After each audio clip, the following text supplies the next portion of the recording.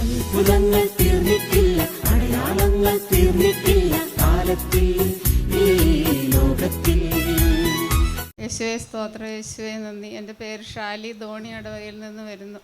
എൻ്റെ മോള് മാലദ്വീപ്സിൽ നേഴ്സായിട്ട് വർക്ക് ചെയ്യണം. അവൾക്ക് തലവേദന, തലകറക്കം, തലയ്ക്ക് പറയാൻ പറ്റാത്ത അസ്വസ്ഥതയാണെന്ന് പറഞ്ഞു. 1 വയസ്സുള്ള ഒരു കൊച്ചുണ്ട്. അപ്പോൾ എല്ലാം കൂടെ ആയിട്ട് ഒരുപാട് ബുദ്ധിമുട്ടാണെന്ന് പറഞ്ഞ് 3 ആഴ്ചയായിട്ട് എന്നോട് പറയുന്നു. അപ്പോൾ ഞാനിവിടെ എല്ലാ ആഴ്ചയിലും ഈയിടെ ഇപ്പോൾ 3-4 ആഴ്ചയായിട്ട് വരുന്നുണ്ട്. അപ്പോൾ ഞാൻ പ്രാർത്ഥിക്കുന്നുണ്ട്. പക്ഷെ അവൾ പിന്നെ ഇങ്ങനെ പറഞ്ഞു. അപ്പോൾ കഴിഞ്ഞ ആഴ്ച ഞാനിവിടെ വന്ന് ഇരിക്കുമ്പോൾ എനിക്കൊത്തിരി വിഷമം ഉണ്ടായിരുന്നു അത് ഓർത്തിട്ട്. അപ്പം ഞാൻ അവിടെ പോയിട്ട് ഓഫീസിൽ പോയിട്ട് ഒരു പ്രാർത്ഥനയ്ക്ക് എഴുതിയിടണം, മധ്യസ്ഥ പ്രാർത്ഥനയ്ക്ക് എഴുതിയിടണമെന്ന് പറഞ്ഞു. മകൾക്ക് വേണ്ടി പ്രാർത്ഥിക്കണമെന്ന് പറഞ്ഞു. അത് എഴുതിയിട്ടു. ഒരു ദിവസം വിളിച്ചപ്പോഴത്തേക്കും പറഞ്ഞു എനിക്ക് ഇന്ന് ഉറങ്ങി എഴുന്നേറ്റ് കഴിഞ്ഞപ്പോൾ ഒരു കുഴപ്പമില്ല, നല്ല സമാധാനമായെന്ന് പറഞ്ഞു.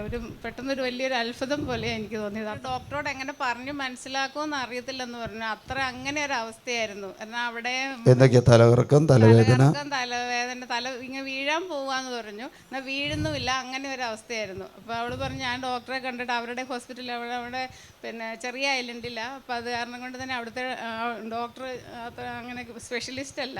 അപ്പോൾ അവൾ വേറെ ഐലൻഡിൽ പോകേണ്ടി വരും. അവിടെ ചെന്ന് കഴിഞ്ഞാൽ ഞാനിത് എങ്ങനെയാണ് പറഞ്ഞ ഡോക്ടറെ മനസ്സിലാക്കുന്നതെന്ന് എനിക്ക് അറിയത്തില്ല എന്നൊക്കെ പറഞ്ഞു. അപ്പോയിൻമെൻ്റൊക്കെ എടുത്തിരുന്നു.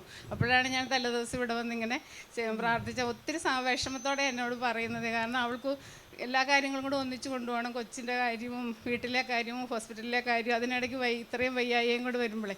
അപ്പോൾ അങ്ങനെ ഞാനിവിടെ വന്ന് പ്രാർത്ഥനയ്ക്ക് ഇങ്ങനെ വിഷമിച്ച് ഞാനിവിടെ ഇരുന്നത്. അപ്പോൾ എനിക്ക് തോന്നി പ്രാർത്ഥനയ്ക്ക് എഴുതിയിടായിരുന്നു എന്ന്. അപ്പോൾ ഞാൻ അവിടെ ഓഫീസിൽ പോയിട്ട് ഇങ്ങനെ പറഞ്ഞപ്പോൾ അങ്ങനെ പിന്നെ അവിടുന്ന് പേനയും പേപ്പറും തന്നു. എന്നിട്ട് എഴുതി ഇവിടെ ഇട്ടാൽ മതി എന്ന് പറഞ്ഞ് അങ്ങനെ ഇട്ടു.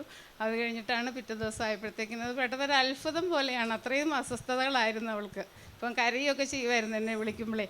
എല്ലാം കൂടെ എനിക്ക് മുന്നോട്ട് കൊണ്ടുപോകാൻ പറ്റുന്നില്ല എന്ന് പറഞ്ഞിട്ട് പല വിധത്തിലുള്ള വേദനയും മരുവെപ്പും വീഴ്ചയിലേക്ക് പോകുന്നു. ഒരാഴ്ച ഗുളിക കഴിച്ചിരുന്നു. അവിടുത്തെ ഡോക്ടറെ കണ്ട് ഗുളിക കഴിക്കുകയും ചെയ്തിരുന്നു. എന്നിട്ടും കുറയാതിരിക്കുമായിരുന്നു.